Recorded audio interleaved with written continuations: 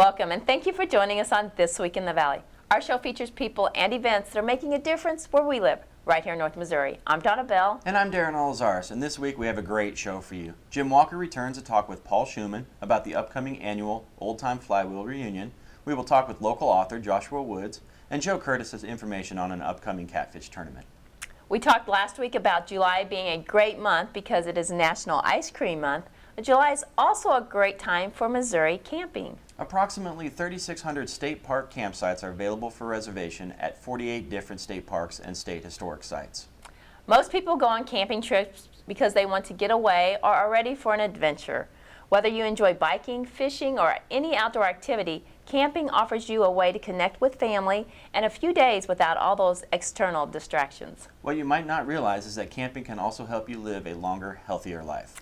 That feeling of happiness that you get when you take your first breath of air at the campground isn't all in your head. Well, technically it is, but it is a release of serotonin from the extra oxygen.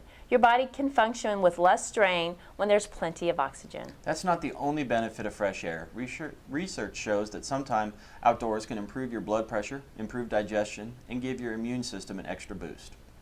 Regular campers will often talk about how the first few days back from their trip seem happier. This isn't without merit. Spending some time outside in the sunlight can even out the levels of melatonin in your brain. Melatonin is the chemical that makes you feel tired and can induce feelings of depression. So by camping, you can enjoy better overall moods during and after your trip. Let's not forget the most obvious benefit of camping. You're spending a lot of time performing physical activities. You're burning more calories than you burn sitting around an office. And if you swim or hike or bike, the cardiovascular exercise will help keep your heart and lungs healthy. Check out Missouri State Park's website at mostateparks.com.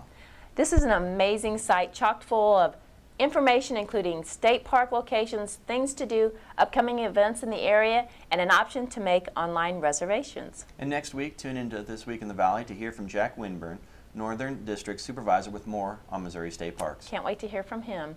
Well, we have a family camp out in a couple weeks that has become a family tradition going on, I think it's about our 20th year, so I am truly looking forward to that.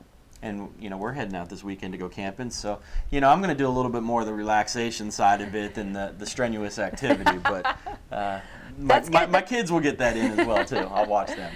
So, speaking of traditions on that, the annual Old Time Flywheel Reunion, now in its 35th year, is taking place this week at the Macon County Fairgrounds. Our first guest, new to CVTV, is Paul Schumann, the new Flywheel president.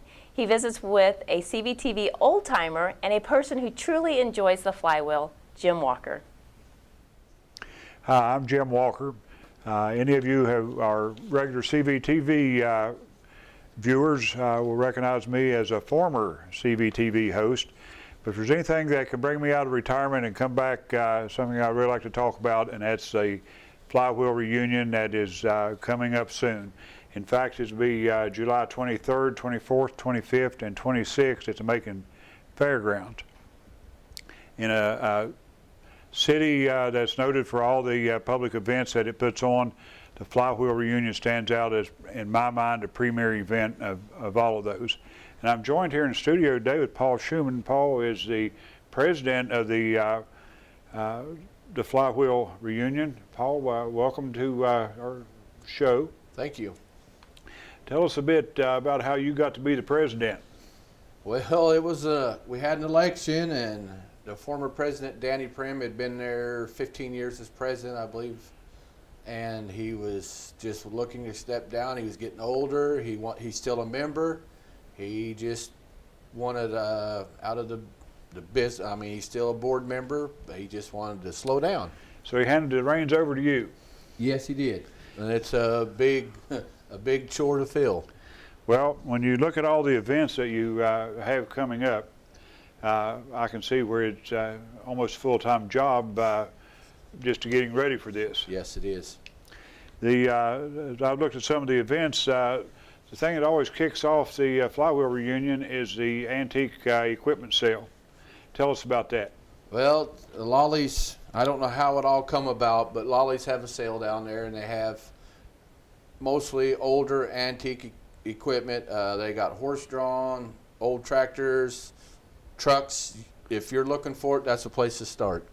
And that's going to be July 23rd at the Lolly Sale Barn. Yes, at 10 a.m. Not only do you have an opportunity to perhaps purchase some older equipment there, but also once you get down on the at the fairgrounds, you have a flea market. Yes, we do.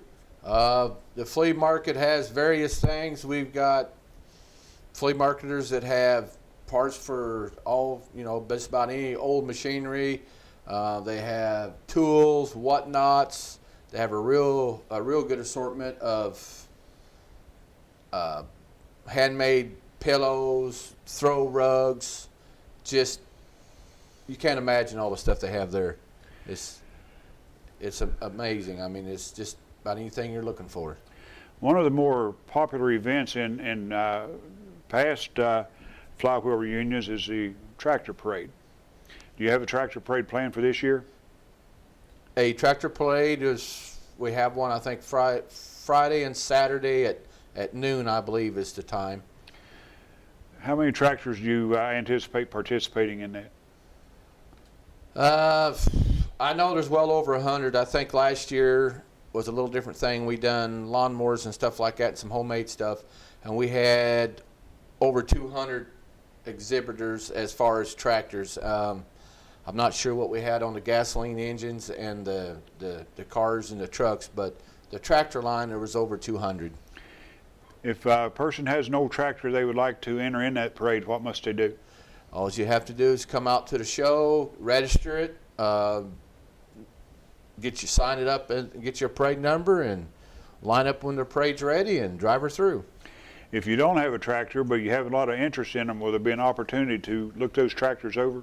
Yes, you can walk right up to them, basically touch them. So, in addition to the tractors, you also have horse pulls. yes, we do. This year we're kind of a little disappointed. We've lost one horse pull. It's called the Farm Team Pull. The gentlemen that do them are older. The horses are quite expensive, and it's like a lot of things. The younger people have not picked it up, so they didn't have enough participants of theirs to come this year. But we do have the professional team. It starts at 8. And we have a lot of people come to see that. There's a lot of interest in that horse pulling. In past years, the teams that won here went on to win at the Missouri State Fair and other places as well. So if you enjoy watching the professional horse pullers, you won't find a better pull anywhere than you find right here at Macon Flywheel Reunion. And it's amazing to what 2 horses, of course I know they train them and they practice a lot, but some of the teams we got will pull up to 12 to 14,000 pounds. It's hot out. It's going to be hot if the weather stays like it is during the Flywheel Reunion. Is there a place to cool down there? Yes, we is. There, we have the expo that's got vendors in it. It's air conditioned. Our kitchen is air conditioned, and what they call the floral hall, we have it also air conditioned. And in the past, there's a sign out front that says cool room. So anybody that feels they need to go get somewhere besides the shade tree are more than welcome to use the building to relax and rejuvenate themselves. You mentioned the kitchen. Is there a lot of food on the grounds? Yes, we have lots of food. The Macon JCs will be doing our food preparation in our kitchen like we've had in the past, and then several vendors are going to have foods, different kinds of foods. So there's, I think, everything there for your appetite. I noticed on the flyer that you put out that you're featuring John Deere tractors this year. Yes, we are. What essentially tell us what that means? Well, we try to feature a different brand of tractor every year. We keep a list, and we kind of just go down through the list, and we rotate them in and out. It's not a scientific project or anything. It's just we like to get where we're a little bit more advanced, so when we're having like this year's show, we'll know what we're doing next year, which we are featuring IH, and that's going to be a state meet. They'll have their state meeting here, and we'd like to try to get like the John Deere 2-cylinder clubs eventually, but they're so booked and so far advanced, it's hard to get that all done. Will there be any demonstrations of the steam-powered equipment? Yes, if the weather is where we can get it here, we'll be bringing a steam engine from the Northeast Old Thrashers from Shelbina. They usually bring an engine over, and they will be powering their sawmill with it that they also bring over, a portable sawmill. And we're supposed to be having I think it's a half scale coming from Iowa. I got word of that yesterday at our last meeting, that there would be a fellow bringing one from Iowa. I don't know much about it, but it's supposed to be coming. Will there be any threshing demonstrations? Yes, we hope to have threshing demonstrations every day. We've got, matter of fact, I'm going to go load the rest of the wheat and bring it in tonight, but we've got wheat on the place. We've got ear corn that will be shelled, ground, whatever we got to do, whatever we got machinery there to do with it. So, You know, we've just barely touched on all the things that are going to be going on those 4 days. And there are flyers out there. If you're interested, check those out. But it is certainly a fun-filled 4 days where the events just run nonstop. There's an entry fee to get in of $10. yes. And that's good for all 4 days. We're doing the buttons. We done the armbands last year. We went back to buttons this year, so you will get a button, and it's good for all 4 days. So basically, for $2.50 a day, you can go and relive a bit of Missouri's history. Yes, sir. Well, Paul, we hope the weather holds good for you, and we certainly appreciate you coming in and telling us about this. And we hope to see you at the old Flywheel reunion. Again, it'll be July 23rd, 24th, 25th, and 26th at the Macon Fairgrounds. Thanks, Paul and Jim. Make plans to attend the Flywheel events this week. And on Thursday is the baby show at 6 and Little Mr. and Miss at 7. The Little Mr. and Miss contestants should wear working clothes, so contact Barbara for more information. What makes writing so important? Writing is the primary basis upon which your work, your learning, and your intellect will be judged in high school, college, the workplace, and in the community. For our next guest, Joshua Woods, writing has become a big part of his life, so much that he is a published author and is working on his next book. He joins Don in the studio to tell us more. Well, many of you may know our next guest. He currently lives in Brookfield, but he's formerly of Macon, and we're so pleased to have Josh Woods join us. Josh has written and published a book, and we're excited to hear all about it. So, Josh, thanks so much for joining us. Thanks for having me. So, tell us the name of your book. What inspired you? Let's talk Okay, about well, it. it's called The 25th Hour. It's based on a post-apocalypse view of what would happen if 99 apocalypse would have happened. Instead of the computers crashing the world, the actual energy is taken away from the world.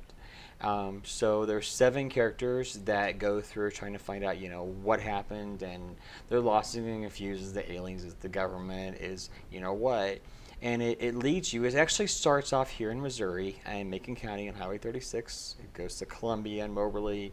It goes up to Seattle, Washington. It goes out to Omaha, Nebraska, and points in between, and they all 7 characters finally meet up in Denver, where they work together to try to figure out what happened and try to stop it.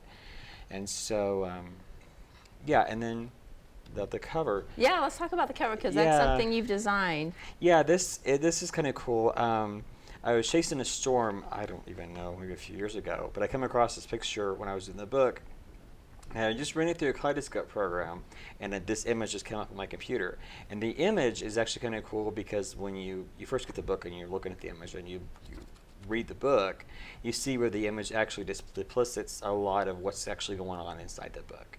And I chose the 25th hour because like the 25th hour, you wouldn't have electricity, you wouldn't have man-made things, cell phones, all of that.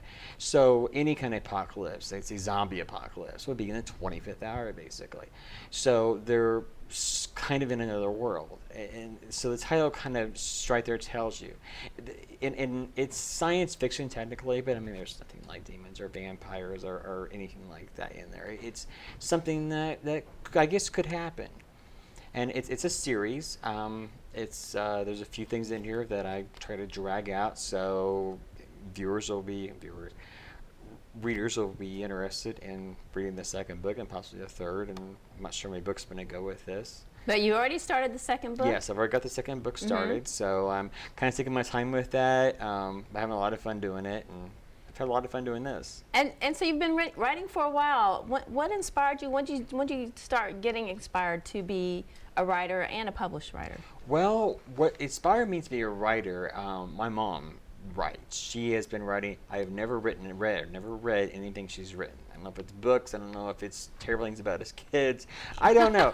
But I know she writes, and she would always have her legs up when I was a kid and just writing. And of course, you see your parents doing something you can't see, you want to do yourself. And I Is it sort of a release, you think? Yeah, you get to, because you see all these things going on, and you have to live your daily life, and there's certain things you just can't do because you can afford to, or for whatever reason. And you get these ideas, and what's really great is I'll just sit down and write them. And then there's days where, I don't know, I'm really inspired, and I'm really not focused on writing, but it's like, if you're on my Facebook wall, you get bombarded with one sane quote after another. I'm like, why not publish them? Why write them down? I'll get on Facebook and I'll type in this and this and this. People get a little tired of it, I think. But I love to write. I've written a lot of stuff. I published an article in '99 on the school system, just because of the Columbine thing that happened. Yeah. And I've wrote a lot of stuff that I haven't published because I didn't think it was worth publishing. But So let's talk about the release date. It was a special day when you Yeah. actually released this book. Yeah, I released this book on June 17th. That was my late grandmother's birthday. So I did that on that day for her, because she was the one who told me, you can be somebody. And she didn't say it nicely, like, oh, honey, you could be. She really got in my face. Why are you sitting there talking about it? Get up and go do it. That's the kind of person she was. And it really, so if I'm going to credit this book to anybody, it's going to be her. Then I also understand there was another special day that was your birthday, is that Yeah, correct? it was. So it's like, so we got for you too. And I want to give a copy of that to you. Thank you. And, so you can read it if you want, or you can use it as a hold up your table. Or Well, very nice. I really appreciate this. Thank you. I'm looking forward to reading it. It sounds very interesting, and it's a clean book. You've kind of cleaned it up a little bit so Yeah. it could be in schools and libraries. Yeah, and there's a few mild cuss words, nothing too terrible, but it's like at the end of the world just ended, and you're sitting here trying to figure out, you're probably not going to say what the heck just happened. But there's no reason for extreme vulgar either. There is, I'll warn you, there is a mild sex scene. It's very simple, very well done, but once again, the apocalypse is going very fast, and I had to put these couple together, and so we didn't have time for courting and getting to know each other. There's no Facebook, there's no Match.com, so I just got to kind of do it, and they got together in a few hours, because the world is ending. You may be dead in a few hours, So, but that's pretty much all there is really to it. It can be in schools. And I kind of hope it is. A lot of my favorite books, I got from schools, from the school library. Mm-hmm. So. Yeah. So if people are interested, how can they get a hold of this book? Where can they go? The best place is to go to my Facebook page, facebook.com/the25th hour. On there is links to order the ebook and to get that copy printed through Amazon. You can also contact me on there if you have any questions for me or anything else. It's looking like I'm going to be able to start selling them at C&R Market here in town, and looking into a few more possible venues. So all that information, when and if that happens, will be on that Facebook link like page. Well, very good. Well, how inspiring. Somebody, just something that you're interested in doing, just a hobby, and you've made something of it. So, Joshua, thank you so much for sharing with us, and thank you for being here today. Thank you so much. And thank you for the book. I love it. You're welcome.